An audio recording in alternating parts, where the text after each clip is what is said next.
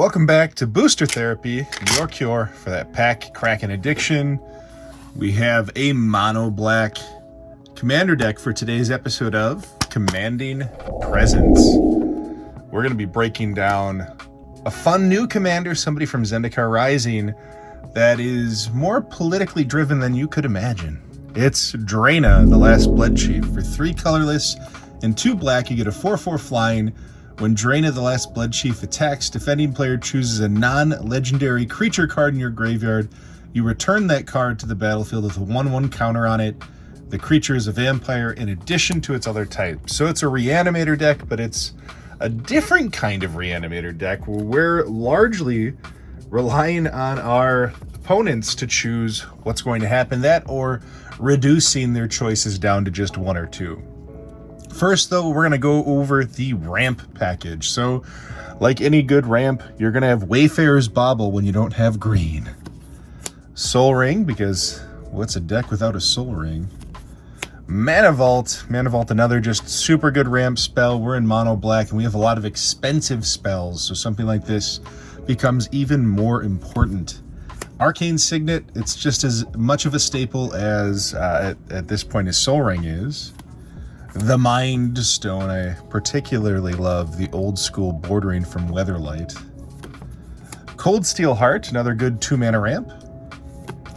Burnished Heart, a good sacrifice to get lands. Another one that's also not the worst in the world if we reanimate it, just getting us extra lands so we can just hard cast our spells.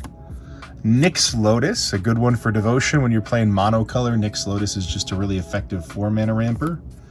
The Cryptghast, I love the Cryptghast. It's a good ramp spell for mono black, and it's what we're in, and it also has Extort. And of course, Solemn Simulacrum, another good reanimating target, especially since when it dies, we get a little card draw out of it.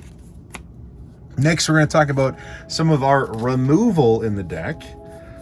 We have a lot of removal that's going to be focused on our reanimated targets, things that our opponents would choose, but you still want to have your own targeted removal to keep your game plan moving forward. First one is Toxic Deluge, getting that board wipe for 3 mana. Feed the Swarm in mono black. This card is just really good. It destroys a creature or an enchantment, and there is no other way we're going to do that to enchantments. Defile, another good one for mono black, -1/-1 for the swamps. It's a good way to get around those pesky indestructible gods. Hagra Mauling, I love this one because it just takes up a land slot instead of another slot in your normal 99, and just a good one to destroy any creature. Damnation, a good Wrath of God effect. If Toxic Deluge isn't enough, this is another one just to wipe the whole board. Mutilate, another board wipe across the board, -1/-1 for all the swamps you control. So as long as we have amassed enough swamps, this thing's pretty deadly. And the Deadly Rollick, a free exile target creature spell as long as Drana is out, and Drana is our strategy, so that should be the first thing we're doing almost every time. Next, we're going to talk about our Voltron strategy. It's a commander that's attacking, so we're going to Voltron it to get some of that value and just keep cracking in. First one is Malakir Rebirth. This one really is just to keep Drana alive. If someone targets her, we can cast this and flicker her right back to the battlefield. Whisper Silk Cloak, we're attacking with Drana. We need to attack to do what we're doing. This just makes it unblockable and gives it Shroud.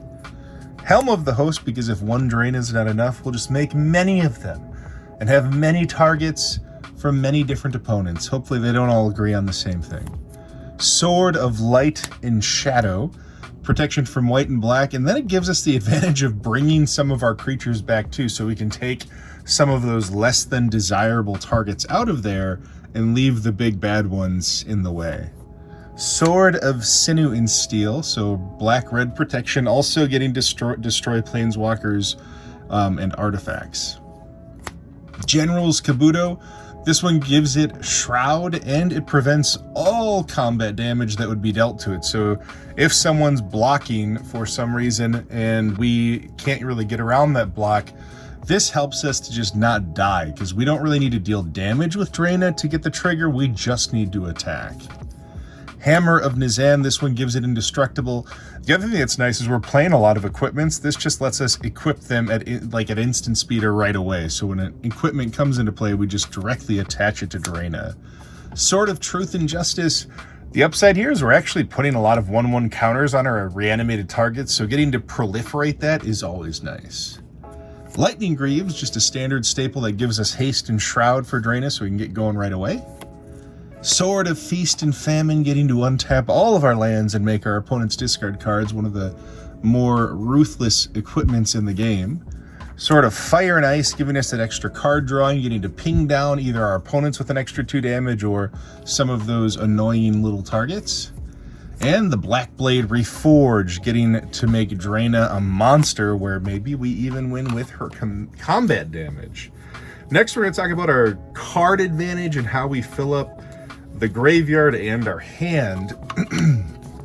First one, of course, is Buried Alive, another old school Weatherlight border, which looks beautiful. But Buried Alive, 3 of any creature card into our graveyard. It's a great one to start off with. Necropotence is just fantastic for card draw. In mono black, this card is devastating, paying a life to basically get through as many cards as you'd like. Viscera Seer, sacrificing some of these creatures to put them back in the graveyard to get those ETBs right back, and then getting the Scry 1 so we can filter through our deck.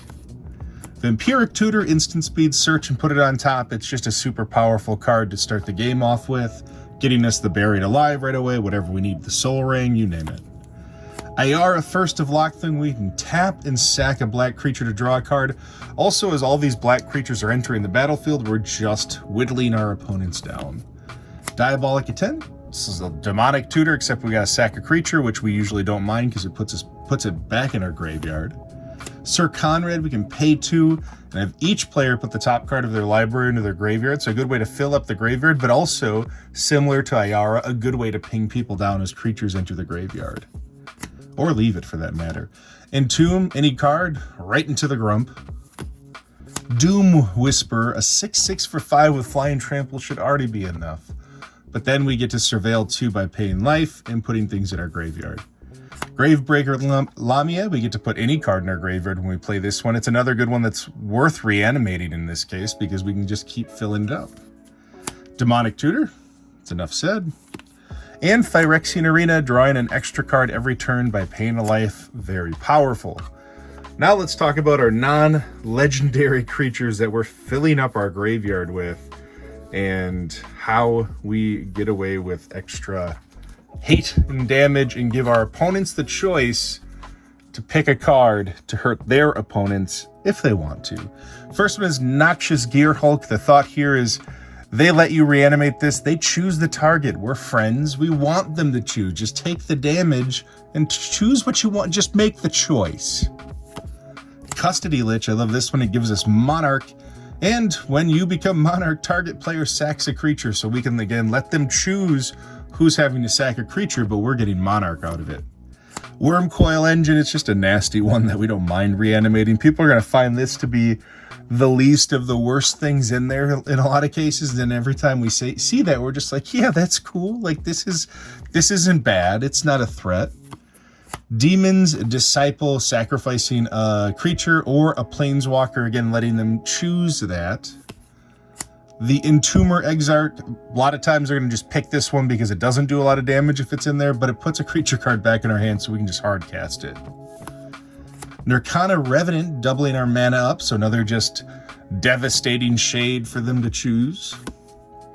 The Void Winnower, it's an Eldrazi that doesn't get shuffled back in, and it's not legendary, so it's just really good, and then they can't even.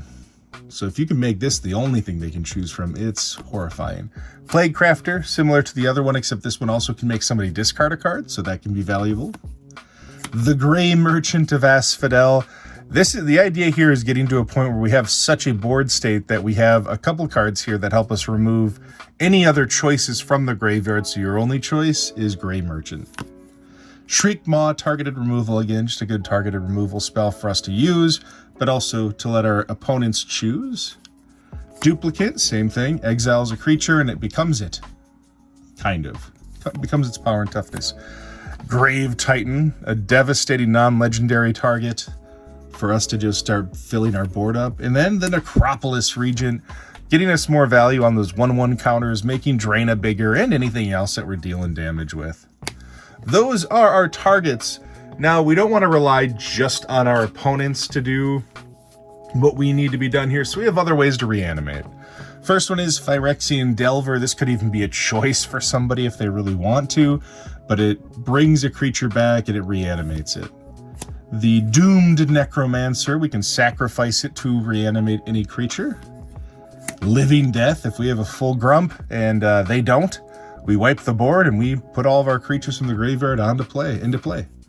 Phyrexian Rebirth, this is a great way of just emptying what's in our graveyard, putting everything back in our hands so we limit them to one choice, and that one choice being the thing that puts us that much further ahead or is devastating. And some of these cards are fine to just put back in our hand and get to make them sacrifice a creature again, kind of getting back at it. Agadeem's Awakening, a good reanimating spell, and it takes up land slot. This is just such a good card. Hell's Caretaker, sack a creature, return a creature. It's just one of those really efficient reanimator ones. Hopefully you can keep this one alive. It's really hard. People want to target this right away, but if you can hook up Lightning Greaves and just get us going on this, it's really, really powerful. Desecrated Tomb, as things leave our graveyard, we get bats, and you can sack the bats to Hell's Caretaker, or you can just start cracking in with some 1/1 flyers. Shieldred, this is a great way to reanimate and make others sacrifice. It's one of the most powerful mono black cards in Commander. Null Priest of Oblivion, one of the new ones. I love the art on this, but it's a similar concept to like Doom Necromancer. You pay a little extra to kick it, and you get a creature back from your graveyard to the battlefield. Victimize, choose 2 targets, sack a creature like one of those bats, get 2 creatures back, super value. Mimic Vat, things die, and as they die, we take it with the vat and we just make tokens. If you can start making tokens of Plague Crafters and just neutralize the board state, this is insane. And of course, good old Reanimate, because it just works. It's efficient and it gets us back what we need, and that is Drana, the Last Bloodchief. I hope you all enjoyed it. I hope you all enjoyed the spooky playmat. We got the sleeves to match the playmat with this one. You all have a wonderful rest of your day, and if you're looking for all of the information on the deck, check the notes in the description below. We have a link to the deck list. We have a link to our website where it will give you all of the information and all the different ways you can support us, including buying our merch. Buy it. It's so cool. Thank you. Have a wonderful rest of your day. Again,